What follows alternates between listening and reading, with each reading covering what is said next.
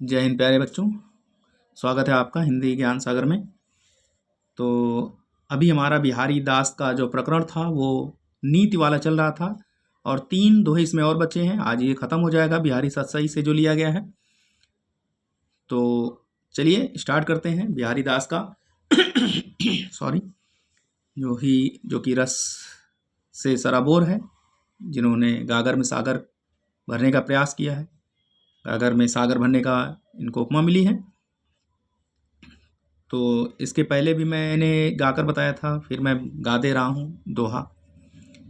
दोहा बिल्कुल चाहे जिसका एक तरह से बिल्कुल पढ़ेंगे जैसे कि पहले पढ़ते आए हैं। जो चाहत चटक ना घटे, मैलो होई न मित, रज राजसु ना छुआई तो, नेह चिकने चित्त बिहारी, नेह चिकने चित्त। सॉरी।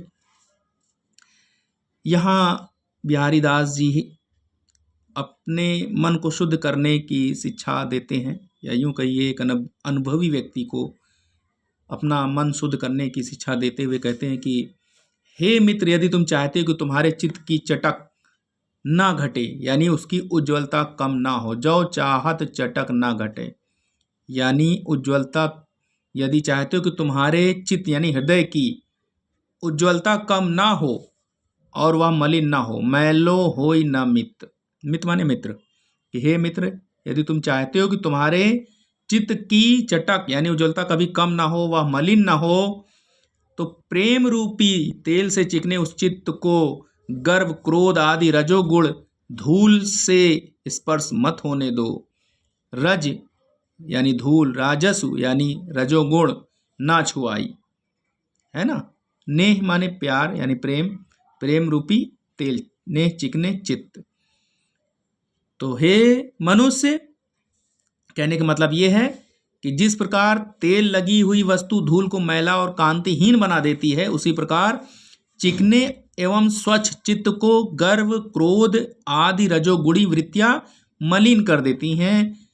अतः चित्त की शुद्धि के लिए रजोगुणी रज से बचना जो है वो अनिवार्य है ना। तभी तो बिहारी दास जी कहते हैं यदि तुम चाहते हो चित्त की चटक कम ना हो, उज्ज्वलता कभी कम ना हो, ना घटे, वह मलिन ना हो, तो उस प्रेम रूपी तेल से चिकने चित्त को गर्व क्रोध और रजोगुणी धूल से स्पर्श मत होने दो। क्योंकि अगर कहीं भी तेल आप लगा के देखेंगे तो उस पर जो धूल मिट्टी उड़ती है तो वो चिपक जाती है, यानी उसको गंदा कर देती, मलिन कर देती। उसी को उदाहरण से इन्होंने नीति द्वारा प्रस्तुत किया है। तो कवि ने चित्त की निर्मलता बनाए रखने के लिए, रजोगुण से बचने के लिए जो है वो प्रेम रूपी तेल और धूल के संयोग से जो उपमा दी है वो बिल्कुल एकदम कलात्मक ढंग से है। भाषा इसकी ब्रज है, रस शांत है, गुण प्रसाद है। अलंकार की बात करें तो यहाँ पर रूपक, श्लेष और अनुप्रास तीनों है ना। रज रासु छुआए नेह चिकने चित्त, तो रूपक भी है, श्लेष भी है और अनुप्रास है, छंद दोहा है। अगला देखें, बुरो बुराई जो तजय, तो चितु खरो डरात, ज्यों नी कलंकु मयंकु लख, गनय लोग उत्पात। यहाँ जो है बिहारी लाल जी बताते हैं यदि दुष्ट व्यक्ति अचानक ही अपनी दुष्टता छोड़ दे तब भी उससे जो है वो उपद्रव की शंका बनी रहती है। उसी का उदाहरण इन्होंने दिया है। कहते हैं कि यदि बुरा व्यक्ति यानी दुष्ट व्यक्ति अचानक ही अपनी बुराई छोड़ दे, बुरो बुराई जो तजय, अचानक ही अपनी बुराई छोड़ दे तो उससे भी लोगों के मन में शंका जो है वो बनी रहती है, अधिक डर बना रहता है। तो चितु माने चित्त यानी हृदय, चित्तु खरो डरात, है ना, तब भी उससे जो है वो अधिक डर बना रहता है। ज्यों निकलंकु मयंकु, मयंकु माने चंद्रमा, निकलंकु यानी निष्कलंक, लखी गनय लोग उत्पात, जैसे निष्कलंक चंद्रमा को देखकर अपशगुनों की संभावना होने लगती है। यानी अगर चंद्रमा में जो धब्बा है वो हट जाए तो लोग क्या कहेंगे कि अपशगुन होने वाला है कुछ, है ना। तो उसी का उदाहरण दिया है। शास्त्रों में भी कथन है कि चंद्रमा के निष्कलंक रूप में उदित होने पर पृथ्वी पर उत्पात होने लगते हैं। तो यहाँ पर आप लिखिएगा काव्य के सौंदर्य में कि ब्रज भाषा है, रस शांत है और गुण प्रसाद है, अनुप्रास अलंकार दृष्टांत है, छंद दोहा है।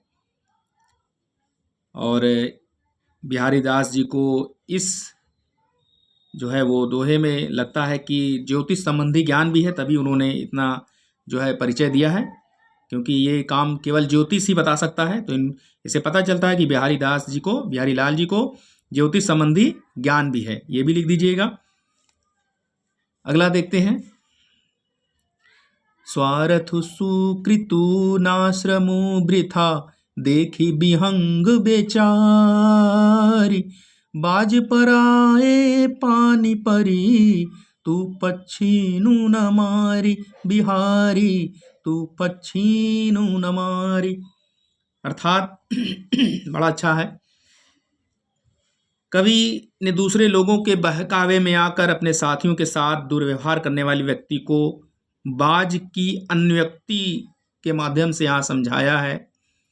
कैसे कि हे राजा जय सिंह रूपी बाज, उस समय जो राजा थे बिहार के, बिहारी दास जी ग्वालियर के रहने वाले थे। तो राजा जय सिंह जो था वो अपने से छोटे राजाओं से युद्ध करते रहते थे, यानी अपने से छोटे पक्षियों को मारा करते थे। यानी उस समय ये प्रचलन था, छोटा राजा बड़ा राजा, है ना, अपनी ताकत दिखाने के लिए एक दूसरे से छोटे छोटे बड़े लड़ाई झगड़े होते रहते। तो ये इस माध्यम से इन्होंने कहा है कि हे राजा जयसिंह रूपी बाज,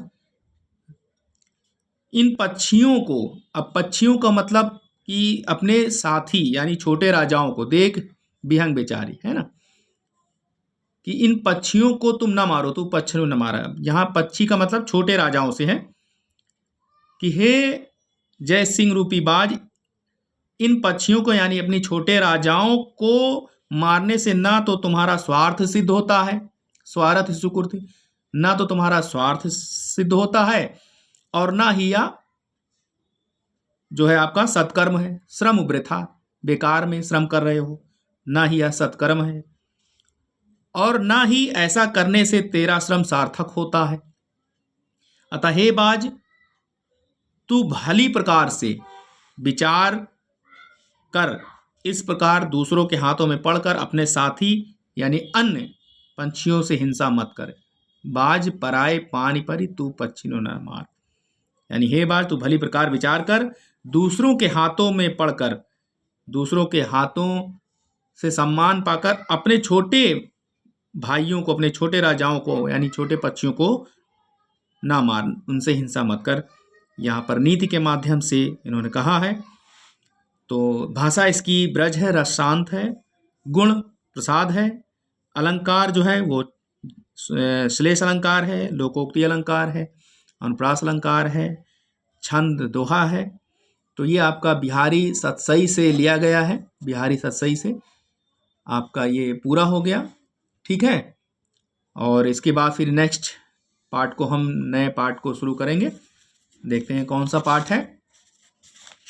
सुमित्रानंदन पंत का चीटी है। ठीक है, तो चलिए बंद करते हैं, और वीडियो को लाइक और शेयर जरूर करें, अपने दोस्तों को भी बताएं। क्लास बिल्कुल फ्री है, और कोई चीज़ समझ में ना आए तो आप वीडियो को सेव कर लीजिए, सेव करके 2-4 बार देखेंगे तो आपके समझ में आएगा।